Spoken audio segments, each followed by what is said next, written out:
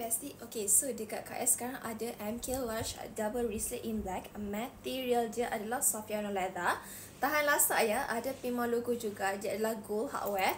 Ada 2 zip compartment. Boleh muat cash. Boleh masuk duit shilling. And ni kita tengok bahagian dalam dia. Dia punya lock adalah snap button. Bahagian dalam dia Bestie datangkan dengan wrist strap, which is Bestie boleh sahaja remove dia. And then bahagian dalam dia juga dia ada tempat letak phone, which is Pro Max boleh fit bersama cover. Tapi kalau cover Bestie tu like ada tangan, kaki, telinga terkeluar-keluar, then tak boleh lah. Dia kalau macam regular size phone, yes boleh masuk dekat dalam ni.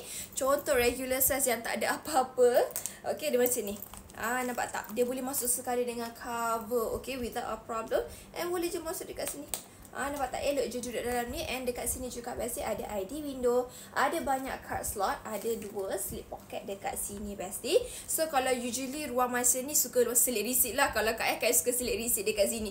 Receipt lah. Kadang-kadang macam duit kecil. Kak suka masuk dekat sini. And then ada cash compartment juga Bestie. So ada cash, cards, apa letak phone dan cepat letak duit shilling. So yang ni kalau macam nak pergi kedai ke, nak pergi beli barang groceries ke, ataupun keluar sekejap-sekejap, tak payah lagi nak bawa apa-apa, just pegang kunci kereta, handphone and everything, boleh just masuk dalam wallet ni, bawa dia je. Mudah. Sangat-sangat mudah. Color, lepas tu material pun tahan lasak.